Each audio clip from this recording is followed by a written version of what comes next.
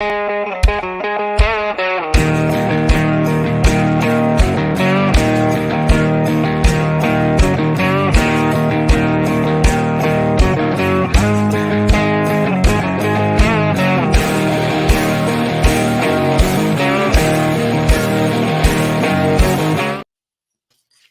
evening, and welcome to Here's the Deal. I'm your host, Shilo Kilburn, and of course, I got my trusty co-host with me, Mr. Marvin Lepp. How are you, Marv?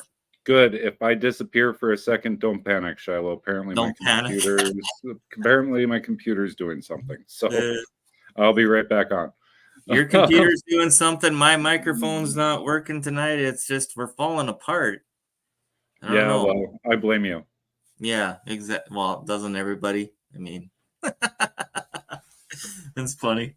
So, okay. It looks like it chilled out. It wanted to restart and gave me a countdown. It was running an update in the background. Oh, I see. All right. Anyway. Speaking about blaming me and all your smoke down there in Bismarck, you making fun of my cooking again. Well, you make it too easy. I mean, the last time we had this guest on the show, you had to bring out a toaster and demonstrate that you can't burn toast. Well, you guys are making fun of me, so I had to prove it. Yeah, well, Angel told me a secret. You had it plugged into a power strip and you stepped on it to shut it off early so you wouldn't burn it.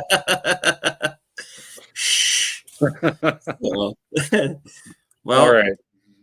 Let's get our guest on. He's had a long day already. So you bet. So we have U.S. Congress hopeful candidate, Mr. Alex Balazs, with us this evening. So with that, I'm going to bring Alex on. Great. Hey, good to see you guys. Good evening, Alex. How are you? Great. It was a great day. Yep. Great day. So you were down at the Petroleum Council today in Bismarck.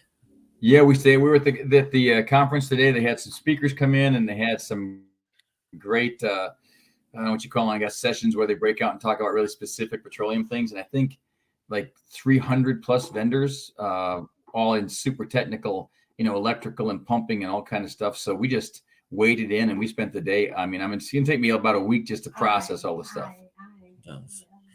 Yeah, that's for sure. I know how those things go. I was at the Safety Council conference actually last in February, and that's the same thing too. There's all the vendors and we have different speakers and that we spend about 8 hours a day in the classes and different things. I took an assortment of safety classes and leadership classes, and so it's always it can be overwhelming sometimes on all the information that's at those deals at those conferences. So oh yeah we had a good speaker this morning. Congressman Zinke came in from Montana. I guess there's a big partnership between North Dakota and Montana, and they were speaking. But a couple of things he said really struck me on with regard to how to get past some of the, the divisiveness and other things going on. And he has a lot of experience, obviously, as a congressman. He said, everybody gets angry, and we all get angry and frustrated about stuff. But he said it really doesn't, in his experience, even in Washington, it just doesn't do any good to do it. They got to focus on the mission. They need to still get together and talk. They still have to work things out. And I thought him taking the time to say that at an energy conference, a petroleum conference, was just super important because people are trying to figure out how we recover from all this stuff come November, what really happens. And I think the only way forward, and I probably have said it here, I've said it before on the campaign trail, is we've got to get together. We got to figure out how to to work together as conservatives, Republicans, and we shouldn't be fighting even with the other side all the time. We've got to find some way that we can at least agree on some things. Yeah, I'd agree. We talk a lot, especially with some of these candidates and that we talk about them, and everybody's expecting mudslinging and all of that. And I guess I'm more into, okay, what are your concerns? What are you going to work on when you get in office, or if you're in office, where are you going to, what direction are you going to keep going? Different things like that. So it's always nice to hear stuff like that, is people wanting to, have legitimate conversations about things and seeing where we can go from there. Yep. What you got, Marv? No, I'm just listening. You guys can talk for a minute because I got people that started sending me questions this morning here, so I'm kind of pacing my way through to see what we got going on. And Gotcha.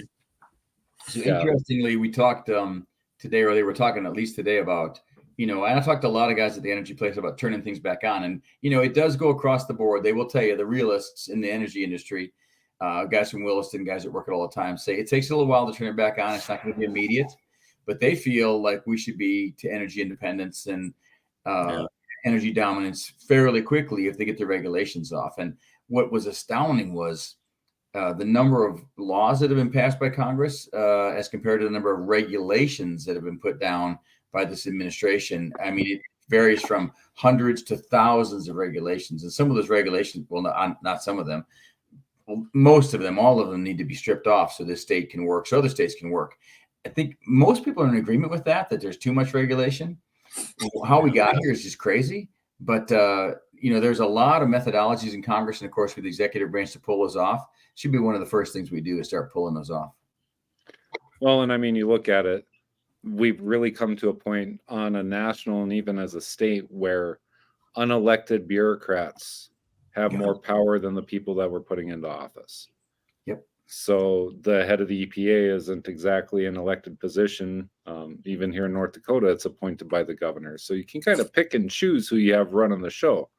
Yeah. And obviously, when it comes to, say, things like carbon, I sent you that White House report here.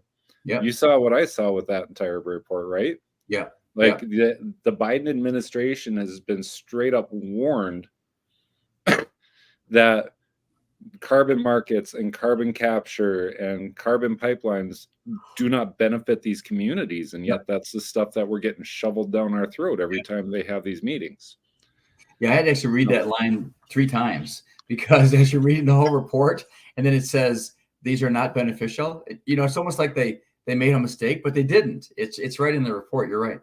Yeah, page 59 of that. If you go back to our carbon show, folks, I actually have it. It's a White House 2 report. It's impossible to find now. They made that one disappear. There you go. So, well, that's the thing we were talking about was this carbon thing, and today and in general, all the different things that happen out there, like how we handle the maintenance of our fields, the environmental. I talked about a bunch of environmental oil field guys. They actually work on things when they have I don't think they like to call them spills or whatever you have when you have something that happens. And there is so much technical information out there and so many units businesses that work and are at ready to make sure that we don't. And the overall message I took away today was that nobody out there wants to see any of this spill or even the saltwater brine. They don't want to see anything. Their goal is they'd like to see zero of it, but certainly they're working hard on it. Yeah. Well, I think the overall feeling that we have around here, at least with our viewers, is we don't want it here. It's North Dakota as a dumping ground is unacceptable. Yeah. Whether it's nuclear waste up in Sawyer or it's this hydrogen capture that they're putting up in the Newtown area or it's the carbon crap they're pumping into the ground out by Beulah. Yeah. We don't want to be the nation's waste ground. Right. Which kind of leads me into the first question that I have for you tonight, Alex, is one that was brought up. North Dakotans as a whole, if you're born and raised here, we just want to be left alone. Yep. We don't want government at our back door. We don't want overreach. We don't want people telling us what to do. I mean, we're at the top of the Bible Belt. This is literally God's country. We just want to be left alone. So if you make it past the primary to November and you make it all the way to Washington, what's something that you'll do to help us keep that value? Because we also realize to the nation, we are a very important asset, whether you look at war game strategy, natural resources, or anything else. But at the end of the day, like, I just want to come home, put on some shorts, a t-shirt, some flip-flops, and go spend time in my yard. I don't want to have to worry about what's going on in Washington. So a couple things. So let me just take one step back and say, just so you know what I was talking about when I say environmental, I mean the environmental oil guys. Yep. Those guys I was impressed with today that they do such a good job in cleanup, not in support of any of the pipelines. Yep. But on that note, I agree 100% with you. And here's my take on getting down to North Dakota business. I'm a strict constitutionalist. So if we just follow that and we start from day one that we're not going to muck about in North Dakota state business as a federal government, we start pulling regulations off. So there's I guess there's two areas. One is the things that I would do, which is pull off those regulations, back off these agencies. I think we have to have some strict oversight and purse string control on agencies that are just writing rules. Let's call them rules because they're not law, and they want to push them down and they're not elected officials. We got to say, if you're going to do that, you're not going to get funded to do that. Pull them off. But we have to have more aggressive action than that. And I think that's from the executive branch, just stripping them off from day one. And gosh, I don't want to misquote Ryan Zinke, but what he said was, I think he said, aggressive, violent reduction in regulation. It was a really good quote, so I'm messing it up. But anyway, he wants to see all those regulations come off. And then the next piece is, when you've done everything you can do to pull off and to stop people from doing the bad stuff, then just stop doing federal government things. Don't look for things to do down in the states. We don't need to do that. We don't go looking for the good idea fairy and say, hey, if we got to the states, we could do this. I think we just focus on what we're supposed to do. I don't want, not the word religiously, but very strictly the military, foreign policy, and big projects, and then come back to the states. And here's the other thing: we gotta get this money that's coming back to the states to have no strings. And I don't know if that's a great name for a piece of legislation, but you can't attach strings to it when you're sending block grant money back or money back to the states for schools or whatever else. You just got to say, here it is. It was your money anyway, and it's going back to you. Spend it how you're gonna. Well, that's got to apply at the state level because, I mean, you look 4 years ago, we were at the height of COVID, November of 2020, some of the schools were resisting putting these kids in the masks. Yep. And our current DPI was threatening to withhold federal funding if they didn't mask the kids. And that's got to stop, whether it's on a national level or a local level. Yeah. And I don't know how, when I look at it now, and I'm going to have to admit to you that I thought we weren't doing this to our own people in North Dakota. I thought that we were all kind of on the same page. And then now the more and more people I talk to, there were state officials that actually pushed this doctrine and this weird stuff, which now we know is completely unsupported. The masks don't work. They just hurt kids. I mean, they hurt learning and everything else. Not even be able to see faces and emotions for kids is a big deal. I mean, we know that. Of course, we knew it ahead of time, but they still did it. I'm hoping that there's enough of a voter base in North Dakota just to stop that. I'm certainly going to vote against it or vote against those people. I think there's some really good candidates coming up right now in North Dakota. If they get in, I know they won't support it. I've talked to several of them. Yeah, we're seeing it all over the place. There's a very healthy rebellion going on. Yeah. We'll call it that. And it's an educated one. There's some intelligent. I don't know if you. I know it's okay for me to say another name here or whatever, but fine. I was talking to Jim Bartlett the other day, and he just talks the plain sense. He doesn't want to have that stuff in there. We talked about economics and the rest of the stuff. Just people that won't step in and put those kind of rules and regulations on our kids that come down from. I don't even know where they pulled them from. I guess trying to appease somebody. I can't really figure it out. I just want elected officials that don't go like this. They did it whenever they get caught with their hand in the cookie jar. Yeah. So you bring up a really good point. I was at a town hall where some of the people talking to me started talking to the legislators that were there. And they said, why do we have this CRT or DEI in the schools? And the legislators said, hey, we did our very best. We passed these laws. And they still do it at the schools. So I've been talking to different people who understand government. How do you put teeth in those laws? Like, what do you do to say you can't just pass a law that says don't do this and hope somebody's going to do it, right? So maybe we need to, and I don't know how to do it yet, but constructively to say, if you do this stuff that's unconstitutional, you won't be funded. Or I don't know what the answer is, but I'm just saying there's got to be a way. Well, I mean, doctors can lose their licenses, lawyers can lose their bar licenses. I mean, you can have schools that can lose accreditation. So, I mean, You can't tell me that they can't find a way to fix this so that when they pass it, like we're going to say the national anthem like this. Yeah. We can't have schools going, well, we're going to leave out the God part. Yeah. Or you can't, like, it's not, oh, we're going to pander. It's like, we're going to do it or you're not. And if you're not, here's what you're going to be dealing with. Right. Sorry, We're willing to tell other people to follow the rules. They should follow the rules. And some of that has to do too is with the administration, and then you add the teachers unions on top of it, and the people that are actually writing our curriculums. And I mean, there's where do you start? I mean, our public education system is it's a dumpster fire. And what are those people called? Unelected bureaucrats. Right. Exactly. Yeah. In my opinion, they should start cutting wages of administration, and that's how I think that you deal with stuff like that is the people that are in the schools that are allowing it to happen, because it comes from the administration. Yep. They allow that, and it goes back and forth in between the state and the administration of these schools, and they point the finger at each other, but they're all to blame. Yeah. And I don't know if we've discussed this before, but I've been reading a little bit about some rules that came out, or whatever you want to call regulations on top of funding for schools that came out in the Obama administration, where this money came back, but they had to have certain things in there. I don't know why we haven't peeled that off yet. Maybe if we need to repeal that, if that's what it takes, let's just repeal that, keep the money in place, but let's repeal these strictures that put bad policy in place, because I didn't vote for that. And I don't know how I guess it got in there because it just went through, but somebody did. But I think we actually need to remove some things that are already in place. We need to dig into it. Have you looked at how we can back up executive orders? Because in North Dakota, you have Century Code 371705 subsection 3. The Legislative Assembly, by concurrent resolution, can stop a state of emergency. Yeah.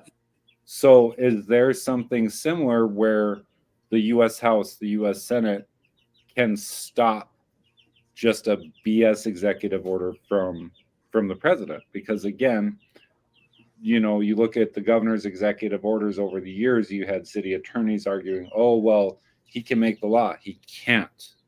Right. He cannot make the law. Right. The executive branch cannot interfere with the legislative branch. It's simply an executive order until it becomes law. So I was thinking about this in two ways. One is when you get an executive order that you like, let's just say there was one, I don't know. Let's say close the border. Okay. If that comes out as an executive order, it needs to then go to Congress to become a law. And I mean, it's going to be more articulate than that, right? Because it's going to be the border's closed, but there are open border points, but we're going to use all old immigration laws. I mean, the current immigration laws, excuse me. So maybe but the converse of that is, if you get an executive order you don't like, and you have to have the numbers now, we would have to have enough to override a veto to say we're making a law against that executive order. That's one way certainly to defeat it. It's been done in the past, but you got to have a lot of votes or a lot of willpower. Yeah. Yeah. So like, I know one of the other questions came up and you touched on it. The social emotional learning, critical race theory stuff. Yep. I know that's something that we've spoken with Dr. Becker about. We've spoken with a lot of other people about, like, we've had the fight here in North Dakota. Like, what's your standpoint going to Washington if you start seeing bills like that coming across the desk? It has to be peeled out. It has to be peeled out. You cannot push that down on states. You can't push it into federal schools where we have DOD schools. None of that. We have to vote no against it. And if we have to stop a budget line. So let's say, for example, let's use a good example. Let's say the DOD budget comes out, or defense budget comes out, and it's big, but in there's a line that says let's just talk about it there. We're going to pay for drag queens to come to schools. We're going to have these books in schools for kindergartners to read, which are just terrible. And we're going to allow CRT, we're going to force CRT and SEL into all these DOD and federal schools. The answer is no. I'm sorry. Peel the line out. But here's what you do first. You first put an amendment forward, a smart amendment that says, I'll support the greater bill, but this line comes out. You have to do that. You can't throw it out there and be like, I don't know, do some kind of crazy fan dance on the floor of the Congress. You have to write a good amendment so that when they defeat the amendment, you can go back to the people on the steps of the Congress there and say, hey, this is my amendment. It was really good amendment, and they threw it out. And then you got all the defense in the world with the constituents in North Dakota to say why you didn't pass that budget line, right? That's what I think. That makes sense. Yeah. Well, and it's one of those things, like, you look at pragmatically, right? We have a president that's pushing for these conversions. Yep. Right. My question is why this has become medically acceptable while people that are going for infertility treatments, it's still considered elective. Like, they tried passing a bill this last year here in North Dakota for infertility treatments for state employees, because the way the state works is it has to do 2 years in PERS before they bring it forward as a statewide amendment. Yeah. But it's kind of asinine if you think about it. Like, we're paying for elective surgeries for one part of the population, but another popular part of the population with probably the same numbers or more, it's elective. You're paying it all out of pockets. Yep. So the first thing would be, I mean, let's go back one step to all these kind of things that we're doing. 1 second. That we're doing with the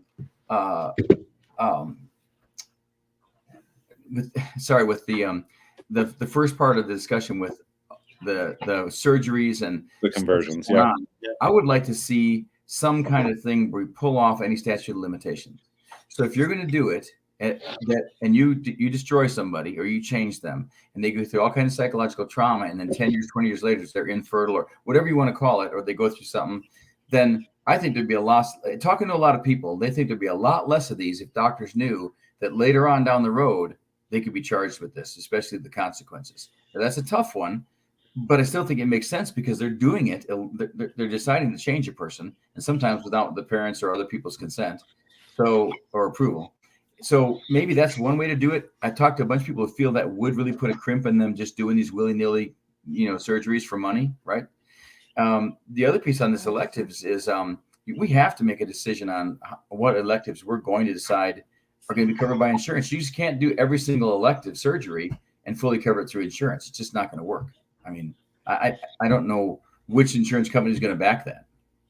Well, and like a lot of the resulting infertility stuff we're seeing is coming from the HPV shot, polycystic ovary syndrome. Yep. Where it's damaged women. Yes. Right. And so, but as soon as a doctor codes that as for pregnancy, that $10,000 surgery is coming out of your pocket. That's exactly right. Even if your wife is doubled over in pain, even if it could become cancerous, as soon as they put the word pregnancy there, it becomes elective. Yeah. And I have an issue with that too, because the other piece of that is I want to know how we got to that point of as a society talking about those kind of surgeries and stuff and making them like that rather than we're supposed to be caring for people. So the coding thing is a big issue. It almost seems like a little bit of a way to get around things, right?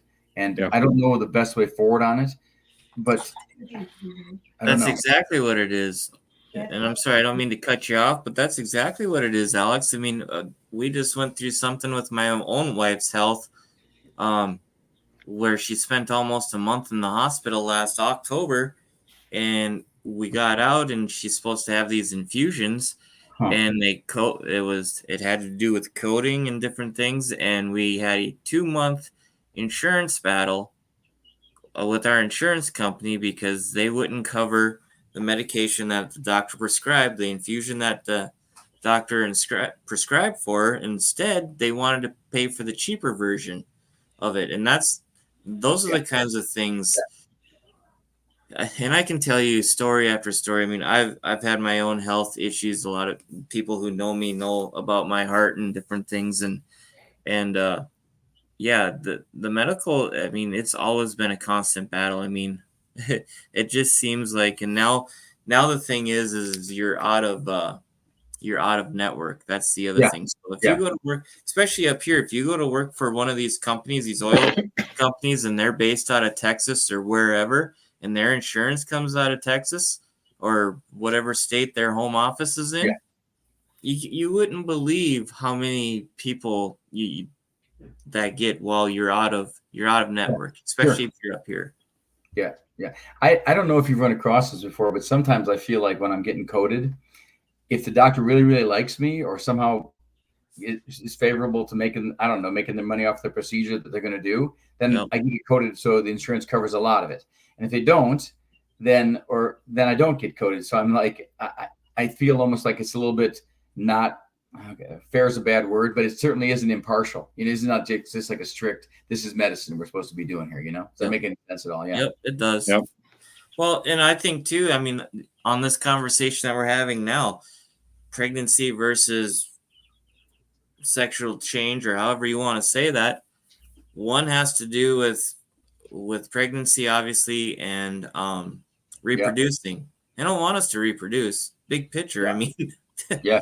it is what it is. I mean, look at how society's made, marriage. It's made it, just it's made it the laughing stock. Yep. It's just it isn't. It doesn't stand for what it's supposed to stand for nowadays. Is what Yeah. I'm trying to Well, say. and, yeah, I agree. And you can't find people that actually support it. It's hard to get anybody to talk about faith, hard to get anybody to talk about marriage like it's supposed to be. You're supposed to stay together. It's all just a tool to get a tax break or whatever, or maybe it's whatever. I think we have to get back to that. I think we had a really good conference a while back in well, it's been a couple of weeks, I think, in Bismarck about faith and leadership. I listened to some of the speakers there. I mean, it was really heart changing because there's a movement now afoot, I think, that is going to change. I think us up here in North Dakota, but I think across the nation, we're getting back. I think we're going to get back to it. Maybe it's because of all this crazy stuff that the administration did in 2 or 3 years. Maybe Yep. people are waking up, but I don't. I think there's a swing back. Well, I hope so, because we definitely need it. I mean, it's coming to the point, and you probably have heard us say this before, or at least me. It's coming to the point where it's good versus evil, and we're gonna have to decide pretty quick here on which side we're gonna be on. Yeah, yeah. So I do. we ain't gonna have. There ain't gonna be no more time. Yeah, I agree with that. I want to bring up something. I was talking with a hospital administrator the other day at a town hall, really smart guy, talking about Medicaid, where we're going to cut Medicaid or not, because the hospital basically they survived on Medicaid there. Okay. And that's a program that sends federal dollars back to the states. Right. Yep. But if you look at that, I went home and read about it.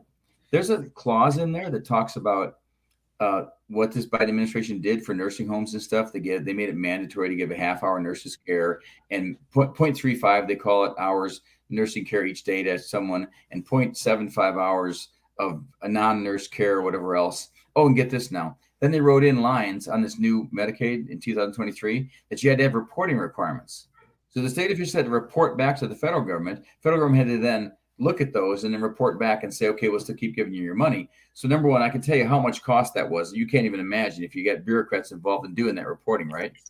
But then the other piece was in that same Medicaid, I dug and dug and dug to see if they were going to support the operations, the changes and everything else, right? And I couldn't find it until I read far enough down and it said all care. I'm going to get this exactly wrong. You probably, Mark, may know the line. It says like, all care will always be the same for every single person, no matter who comes in, blah, blah, blah, whatever else. So they wrote it in there anyway, so that they can't tell somebody they can't have a sex change or whatever else on those dollars, even though it didn't specifically say it. They slid it in there.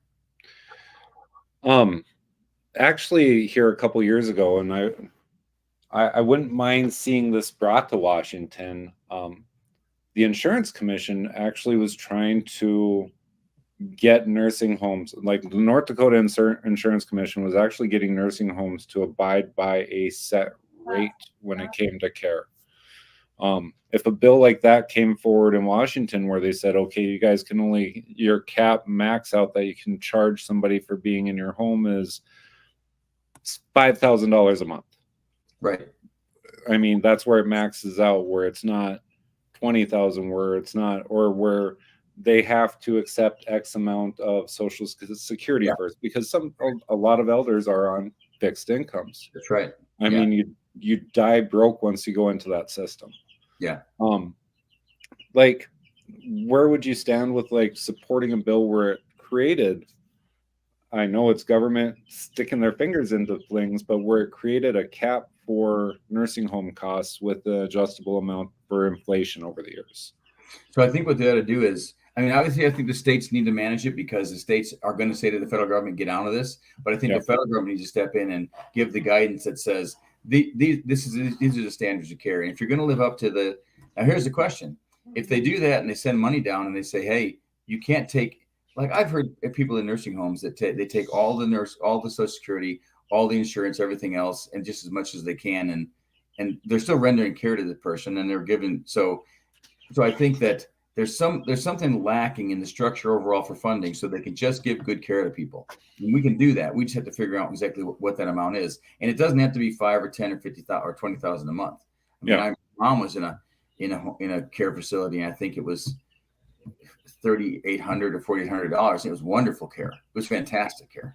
Well, when you get into memory care, I've heard it can be up to like $20,000 a month in some places, which obviously memory care is a different animal than just care. But it's very heart-wrenching when you see families where they literally can't afford it anymore. You know? Yeah. I don't know. I don't know what the best answer going forward is, but certainly, I mean, like this gentleman I talked to the other day who was in the housing, who was running the hospital.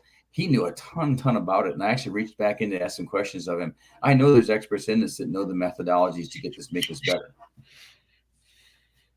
I got to throw this up real quick. We got somebody watching on Twitch. Okay. As a barber, I love this show. It is like the perfect evolution of beard growth. Is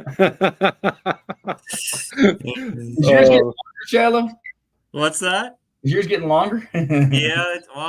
Yeah. I get upset with mine. I get upset with mine. It gets to the point where I start chewing on it and I knock it down back to nothing again. Funny story on that. We were just we were at a safety meeting for Enter Plus a couple of weeks ago, and after the meeting was done, of course, Enter Plus has very strict shaving policy and stuff that we found out during the meeting, obviously. And so it was me and my boss, and of course, first safety. So yeah.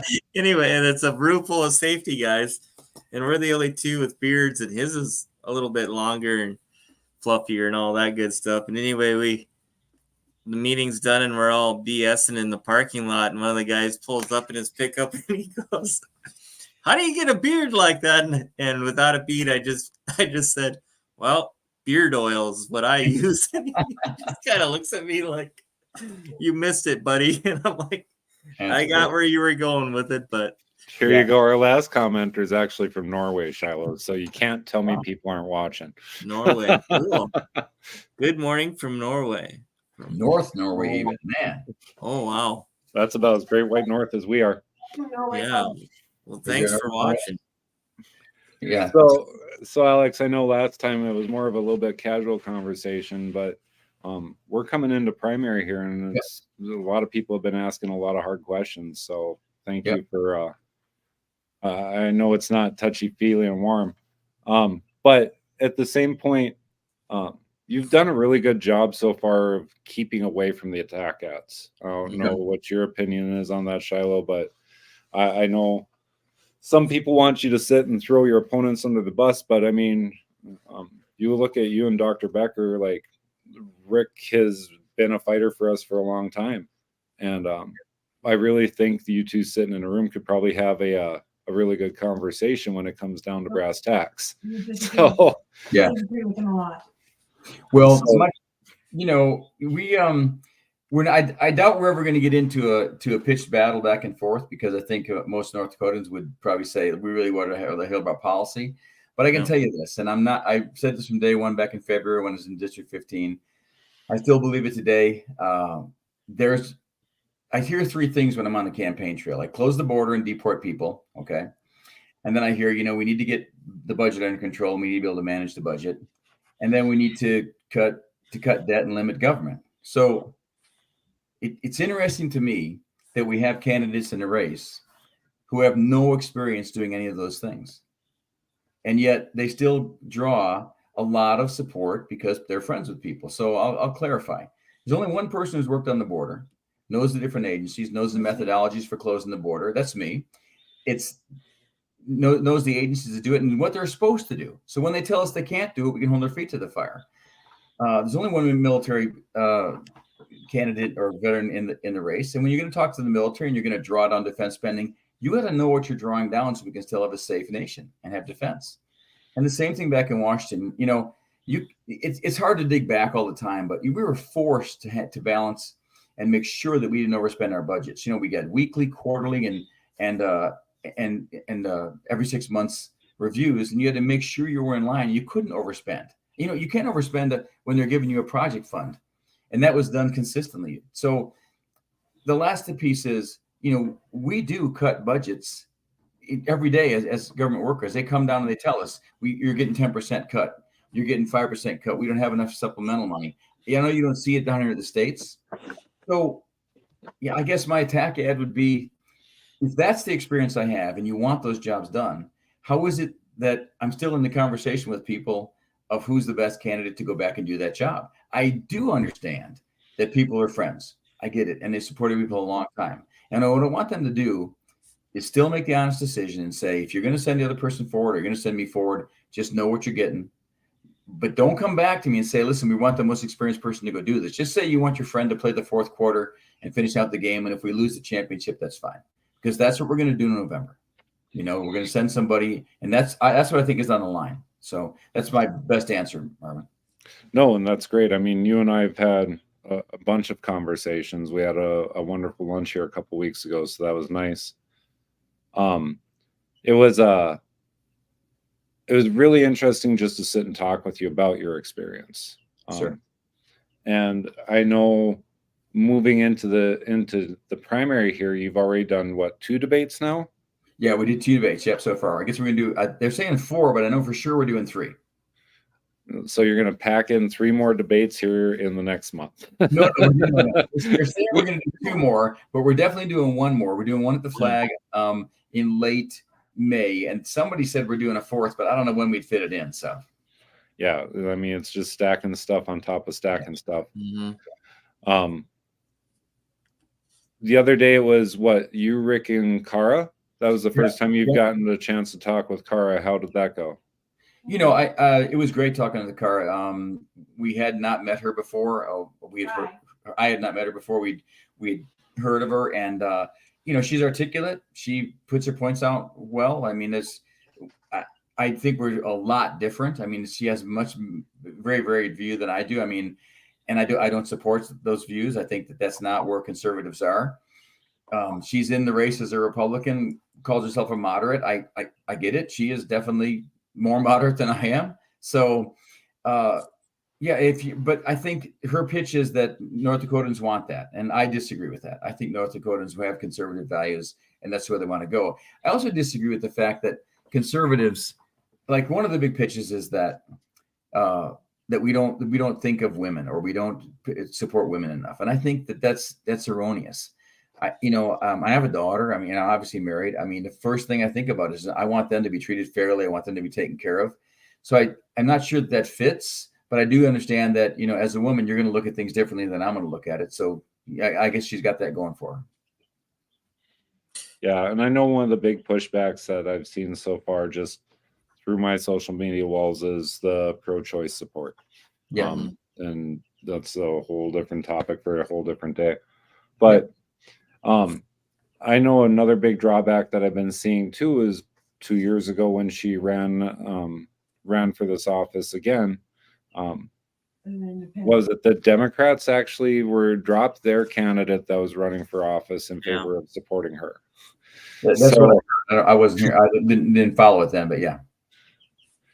Yeah. So, I mean, that was kind of a mess too. So I was really surprised to see her coming into this race. Yeah. Something else that you and I had talked about was why you'd chosen the House versus going for Senate.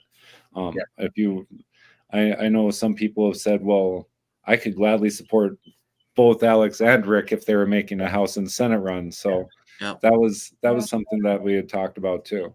Yeah. I hear your wife in the background. She's that TV. She said, "Be honest." well, and I mean, did that come down to funding and not wanting to go up against Kramer or his backing, or is that why the House race? Because it is a shorter term; it's 2 years versus 6. Yeah. Was it because you were looking at just doing this once, maybe twice, or is this one of these things where we're going to see you a few times if you do get elected? So a mix of that. Number one, I think the House. I mean, I think the congressional seat is as important or more important than the Senate seat. Even though, I mean, I would love to be the person confirming cabinet positions for Trump or whoever gets in there, and making some of those important votes. But the reality is that is the cooling saucer. And I think the budget and strings that the Congress holds and those things they have to do are super important.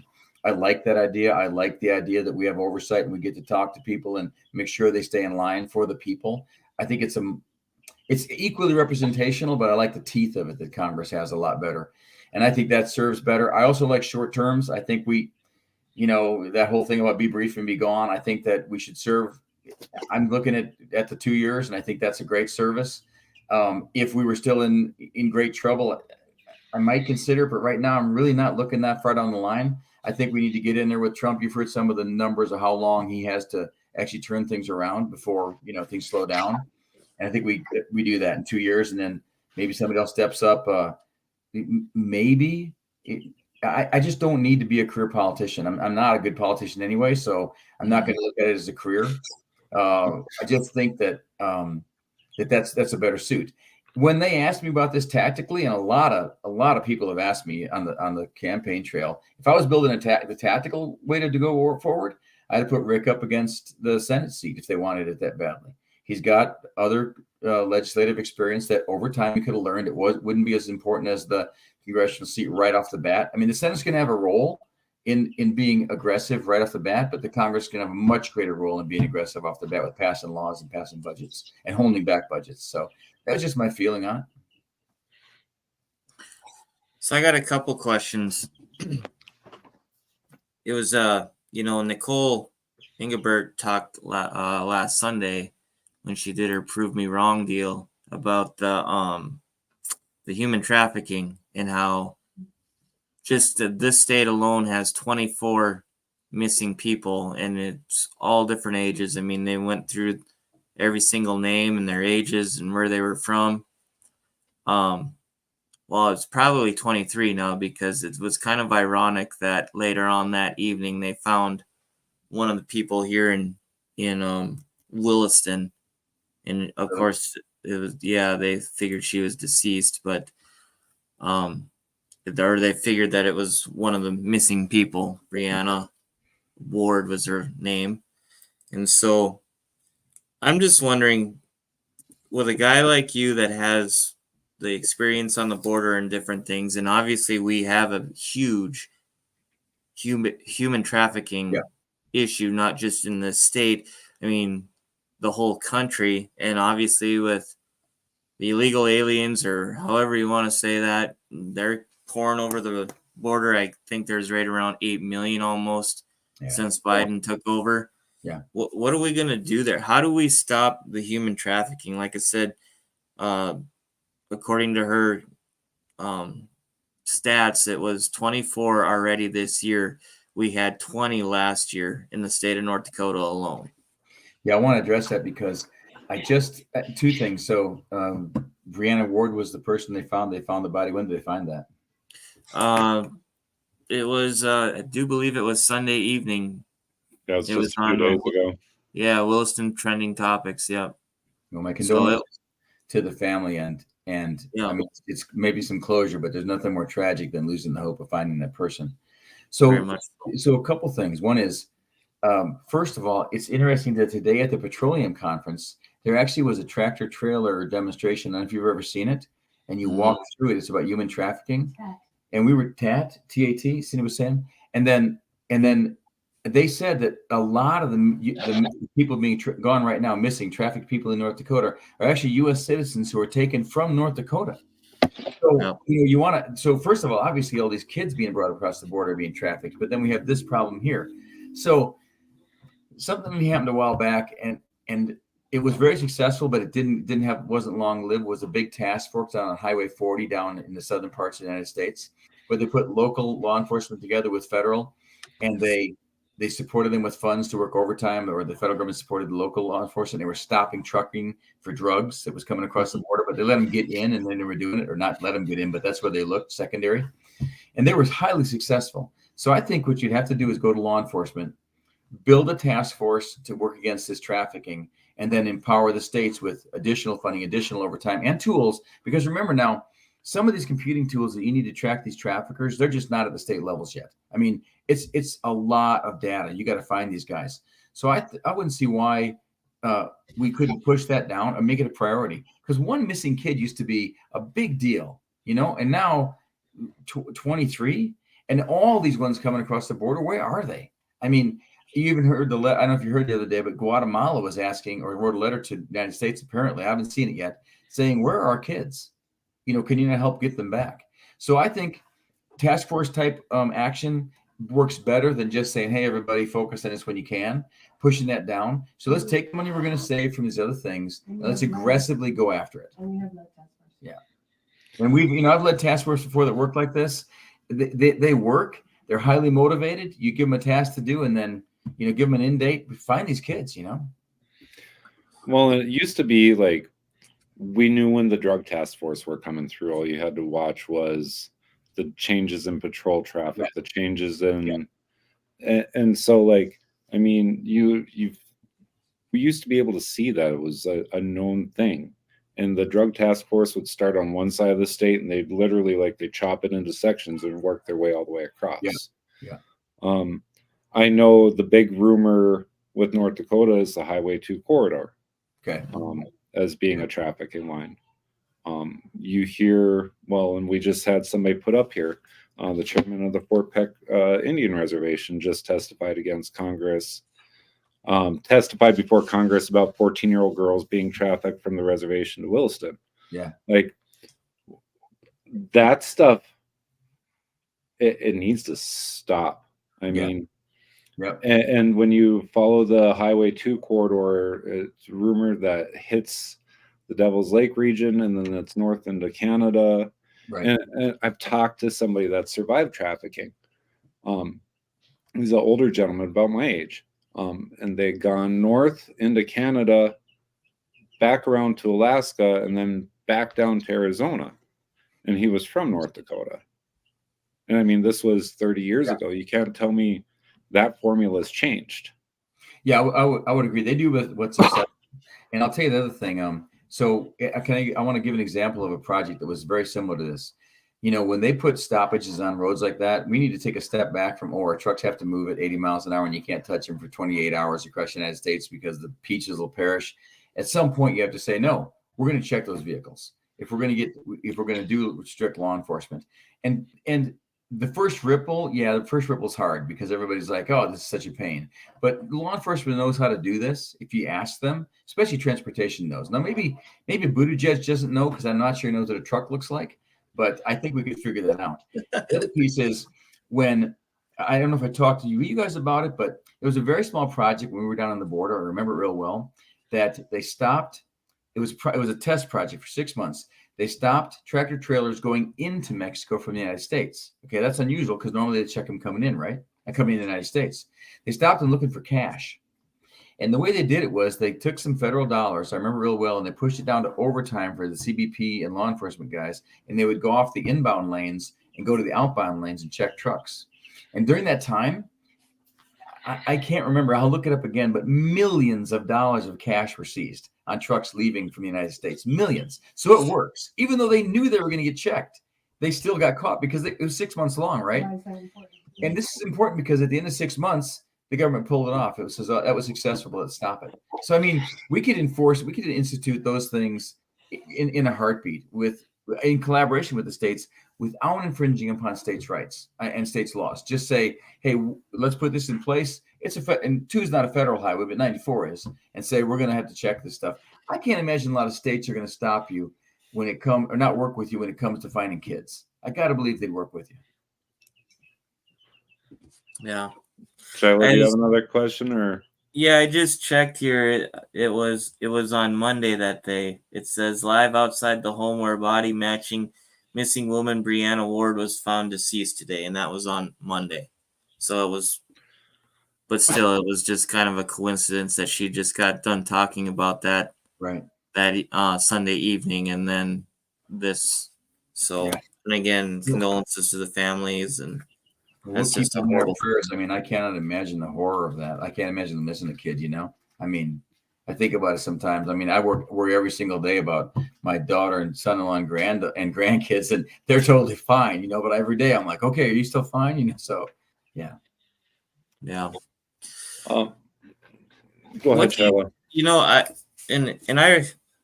number one, thank you for your service. But the question I have now is obviously you have a lot of experience in the federal government and knowing the ins and outs and how it works.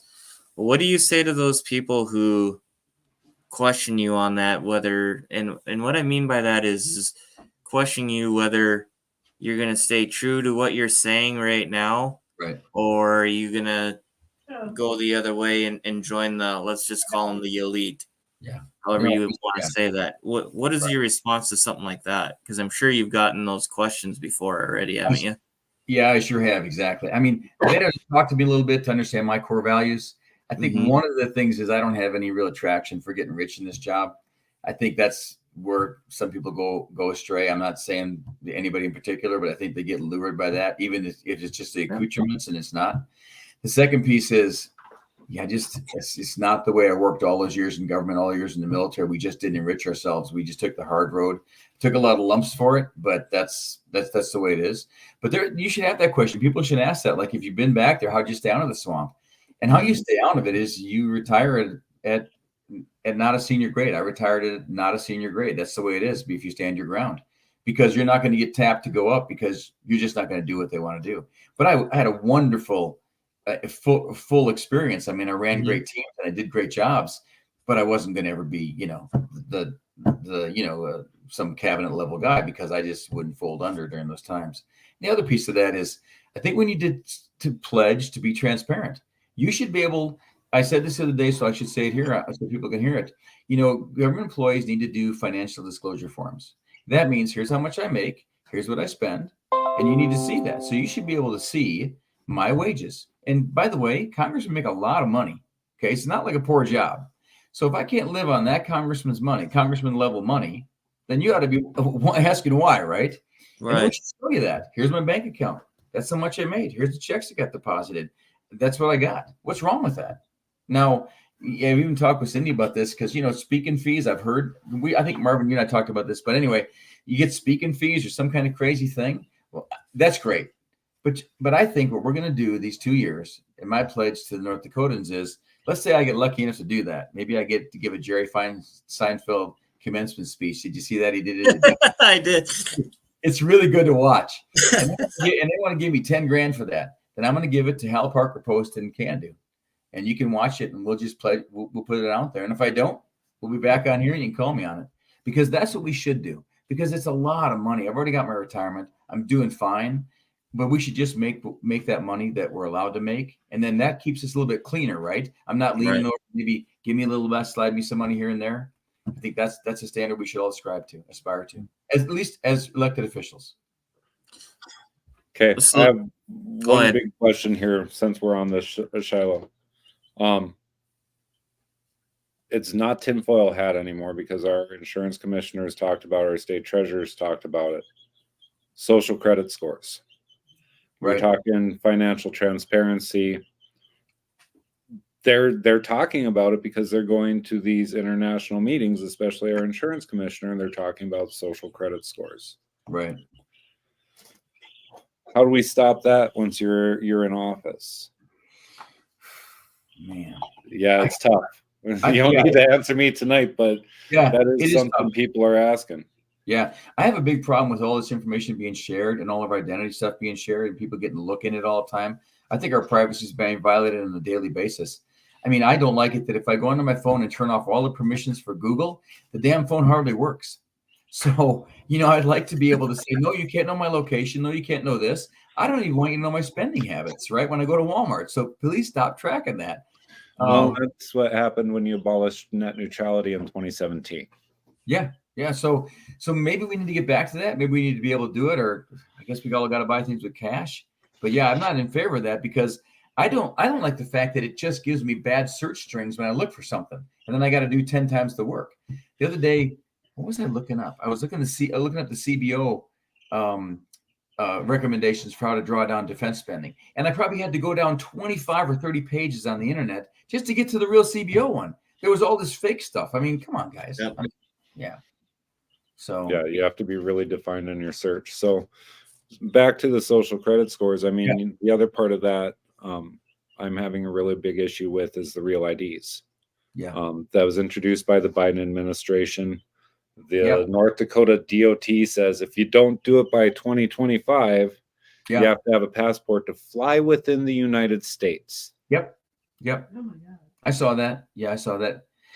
I don't Like, really. That's insane. If you Yeah, it's ask me, in the United States, and the fact of real ID is they're assuming that then those other IDs are not valid or they're not close enough.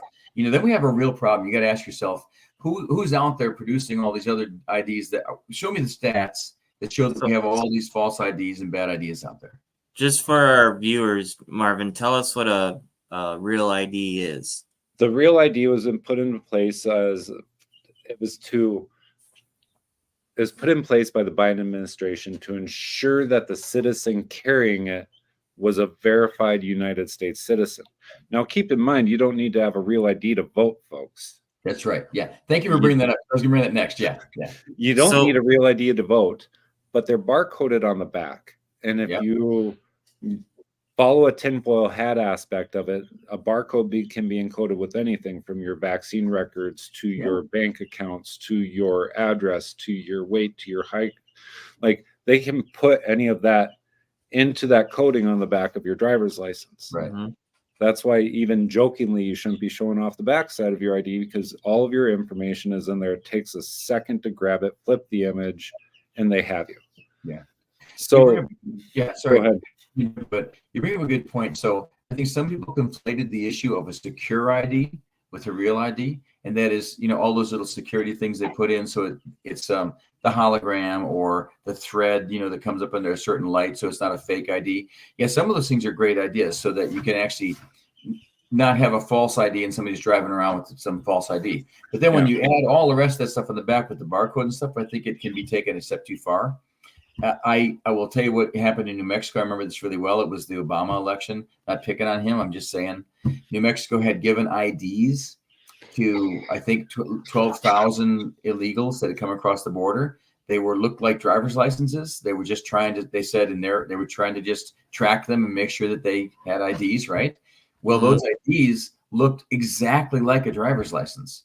So they went to vote. And there was a federal challenge and there was federal questions about pull these names from the list. And New Mexico said, no, we can't because they have IDs. I mean, it was absolutely the worst thing you can imagine, you know? Just because we had that in North Dakota 2 years ago out in Fargo. Okay, there you go. Yeah.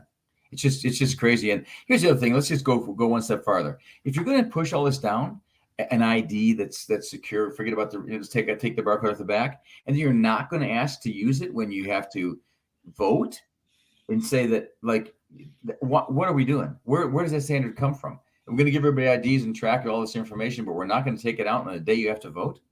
I can't even explain it. I can't even get close to explaining that. Yeah. Let me ask you this, Alex. Here's my thing with voting in the elections anymore, and we've been into it for about a year now, maybe a little bit more than that. But to me, it doesn't really even matter until we get rid of those machines. Yeah. Because that's how they're doing it. It doesn't matter in my mind, and I've seen enough of the evidence, and I might be wrong. I don't know. But in my mind, as long as we have the machines, they're going to be able to do what they want to do. They're going to be able to manipulate it however they want. It doesn't matter who's voting at all, how many of these ballots that they're pushing through. They're going to manipulate the machines to get the turnout that they need. Yeah, I'm concerned about it too, because as much as I want to say this to everybody when they go out and vote. Everybody needs to go out and vote. Let's get the mass turnout so we get a mandate at the next election.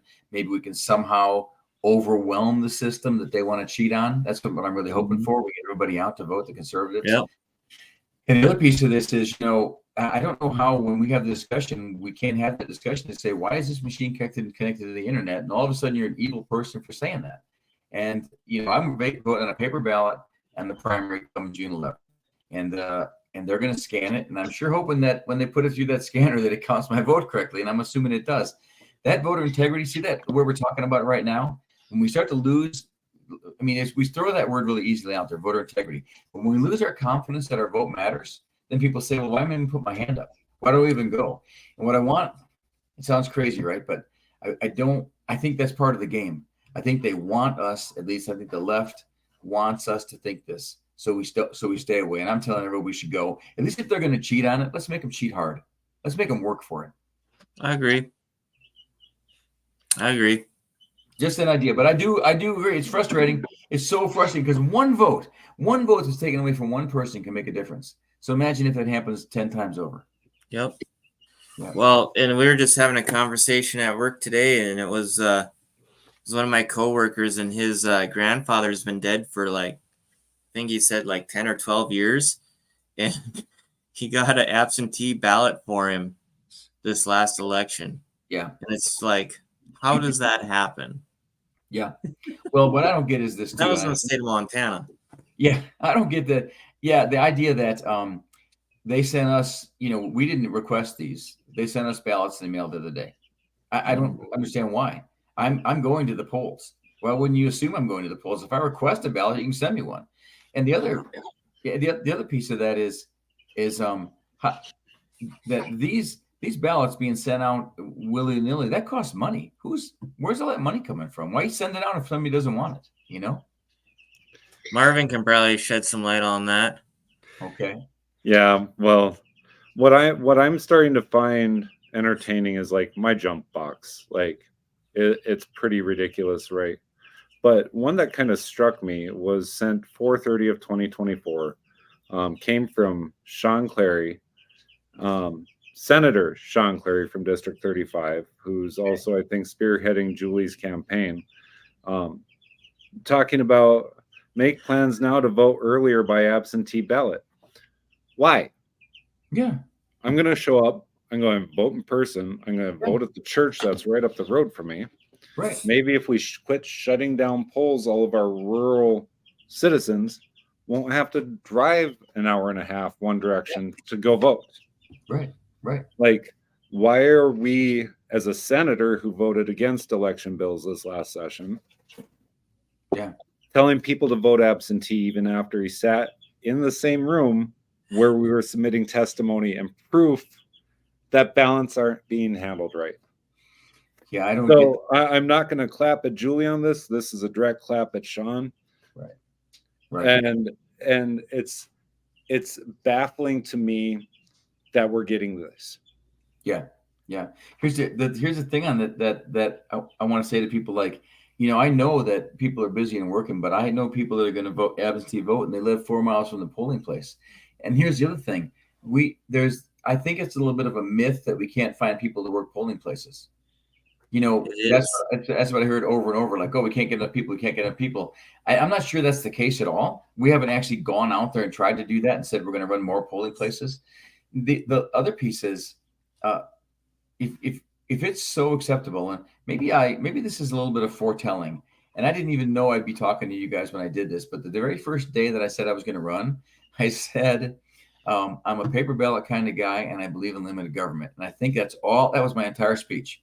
And I don't know why that it's just always been so important to me that's what we do. I mean, we may never get back there.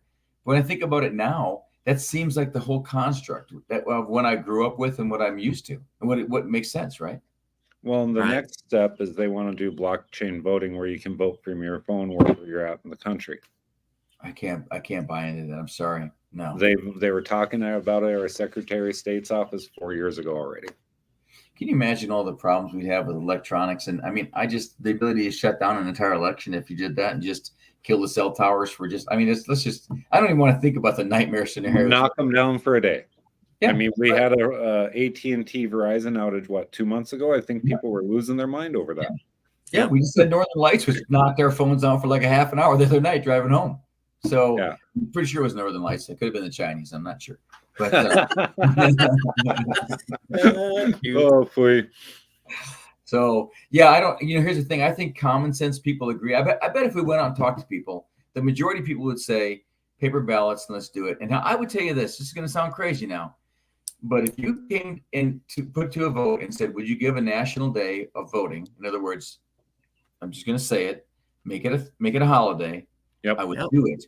I would do it if it got people to the polls because it's that important. It sucks we can't do it for a primary because all the states are different Right. days beginning Sure. in Yeah. February all the way forward. But Right. why can't we make the November election a single day federal holiday? Yeah. Y'all They got the day don't off. They Go vote. don't want, yeah, they don't want people to show up because, as we learned when Dr. Frank was here, that takes away their credit limit on what they can use in the machines, and that's Yeah. Yeah. yep, that's exactly why they won't do it. They don't want people to show up. And And there's then one other back piece to your too. point too, Alex, of getting people to just be there and blow the whole system up like Trump did in 16. Yeah. I mean, can you imagine if the mandate we would get if people would just get out there and vote? As much as you would try to skew it, you wouldn't be able to. I don't think you could steal enough if you got everybody out there to vote. I mean, I'm telling everybody, every single chance I get out there and vote on the 11th. Get out there and vote at the end of the. I don't care. Look, honestly, I don't care who you vote for, as long as we get a mass amount of conservative Republican voters, and we just need to keep saying it to people. I think maybe we need to say it more and more, and you'll hear me say it throughout the summer if I get past the primary. Just get out there, get out there, get out there, because maybe we can get a mantra going where it becomes normal again, because it was normal when I was young. Yep. Yeah, absolutely. I mean, it used to be a thing like everybody'd show up to work, they had their I voted patch right on their shirt, and they're proud of it. Yeah, exactly. So I want to say too, and I want to fact check this, but I heard somebody said that there was an illegal across the border who got an absentee ballot, and that illegal walked up to the person afterwards and like gave it back and said, "I can't vote. I can't use this thing." So I'm looking to see if that's true, because if they're putting them in the bags when they come across, I mean, I want to know if you hear anything about that. I'd like to know. So. Yeah, I try and stick on the 4 borders that I live in. With Canada. I don't Yeah, know. well, yeah, we know what's going in Canada though too, right? Supposedly, allegedly. Yeah, there you go. Although allegedly. I met a Canadian pipeline guy at the show today, and he works with an American company, and he did this fantastic connection process for pipelines. I mean, it's like it's groundbreaking. I was so impressed by it. I'll try to remember what it was, but anyway, they don't weld them, they connect them. They're totally great. The last 25 years, it was just like they just came up with it as a company. Who can defeat us when we can do this kind of stuff? It's amazing. Yeah. Right. Oh, Alex, Shilo, do you have any other questions for Alex this evening? We've been kind of rough on him. No, I've enjoyed the conversation. I thank you for sitting in that chair and doing this. It's not always easy or fun, but I guess it comes with the territory. But I really appreciate your time and being here with us. And yeah, it's been a great conversation. Same here, guys. Thanks so much. I like these slots. These slots are super important, and I like, probably people don't out there, but I like longer conversations where you can get and talk to folks, because sound bites are killers. You get all that misunderstanding, and we're going to be out there talking. We're going to keep at it the whole time. I would tell people, just if you got a question, ask me, or I'll get out and talk to you. And we're going to be around until right up to the very end. I'm going to take Memorial Day up in Candu, because that's my Legion post. I'll be up there. And I just want to send a message out real quick to all the vets, all the police officers, all the first responders. You just gotta know that there's a lot of sacrifice that goes on, not just in the vets, but in the families of the vets and these servicemen and police officers and stuff. So think about that coming toward Memorial Day. And what I'm asking North Dakotans to do and Americans is think about that service, because we're going to get better and closer together the more we serve. I mean, you guys coming and talking about this stuff and digging in, that's a service. People need to get involved. I think the more involved we are, the better we help each other, the better we're going to be. So that's my message. I agree. Thanks, guys. Thank you very much, Alex, for your time. I really appreciate it, and we'll be talking with you down the road. All right. Thanks a lot. Marvin, Shilo, thank you so much, guys. You bet. You have a great night. Good one. Thanks, guys. See you. That's Alex Balazs, who is running for the Congress seat here in North Dakota, U.S. congressional seat. So, yeah, folks, really at the end of it, there's 2 contestants to choose from, as far as I'm concerned, on the GOP side of it right now. I'm sorry, I haven't heard enough about Scarlett to talk either way, but you either have Rick or you have Alex, or you're voting for somebody that's backed by the governor, or you're voting somebody that's a lot towards the middle. or you're voting for a complete unknown. When I mean, Alex is an unknown too, but when it comes down to it, like I'm not afraid to bust chops. Alex and I did sit down a couple weeks ago, and it was about a 2-hour conversation, and it wasn't easy questions. Rick, there's been countless hours of conversations with us and Rick, and the man is consistent. So no matter if you're voting for Rick or you're voting for Alex, like I'm not here to sway your opinion. You got the video, make your informed decision. I personally am not going to be voting for anybody that has Burgum's endorsement. So Julie's gone. Tammy's gone. There's a bunch of other people that are just automatically gone because green and blue aren't for you. But right. But yeah, no. I mean, where are you at on this, Shilo? Because it's been an ugly race. It's an ugly year, and it's only going to get worse. Yeah, just to piggyback off of what you said, I mean, in my mind, there's only 2 candidates in this race. This is our second interview with Alex, and I got to give him, applause. He did good. I thought, he was informative. He had some points, kind of makes you think about some stuff. And then there's Rick. I mean, of course, he's been on the show quite a few times. His record is what it is. So, I'm tired of the brighter future, by the way. Yeah. I'm over it. The brighter future lines and the attack ads and the garbage. Right. It's just poor form at this point. It's tacky. It's tiring. And honestly, Marvin, to the point that, we even talked about this with Alex, is people want to hear that anymore. They just don't want to. I mean, we are in some trouble. People want solutions. People want to know what you're going to do, what you're going to stand for. How are you going to manage the lobbyists? How are you going to handle it out there? It's easy to say that you're going to do something when you're here and you're around your people, right? Yep. It's just kind of like being a believer, right? It's easy when you're in a room full of believers, but what's going to happen when you're out there? And I think that's what people want to know. Yeah. And to clarify where I was at here, because I do know Coachman and Lydia are running. They're running in independent. They're running for November. For the primary, let's start there. I'm not even worried about November yet. But I mean, I don't know what else to do.